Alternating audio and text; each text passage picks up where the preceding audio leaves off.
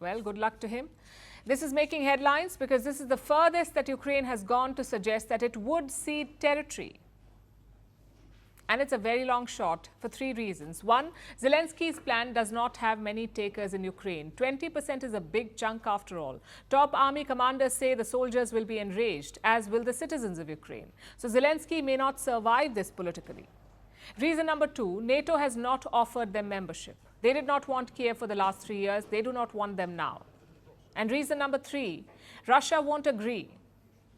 Ukraine wanting to join NATO was the trigger for this war. It's unlikely that Moscow will agree to it now. If anything, this will escalate the conflict, with NATO pitted directly against Russia.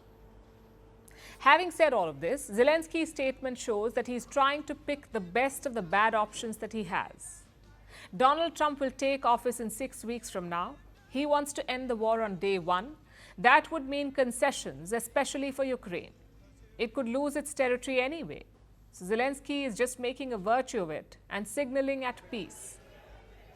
And while the US support for Ukraine remains dicey, Europe is trying to step up. This morning, German Chancellor Olaf Scholz arrived in Kiev, his second visit in 3 years. It's a surprise trip with two objectives. One, more aid for Ukraine. Scholz has pledged $680 million in military aid. And reason number two, pushing for NATO membership. Olaf Scholz will discuss it with Zelensky, and then he will raise it at a meeting in Brussels later this week.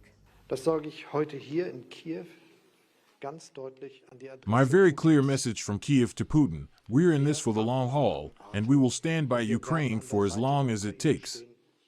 We have talked not only to the current American administration, with which we had a very good cooperation in this regard, but we've already talked to the Donald Trump too.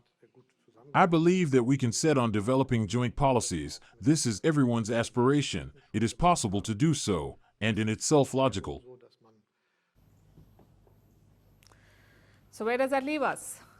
The Ukraine war has entered a complex and uncertain phase with signals of peace from Kiev, escalation from Moscow, and the global leadership in transition.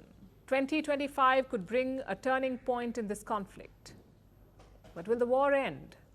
For now, that question remains open.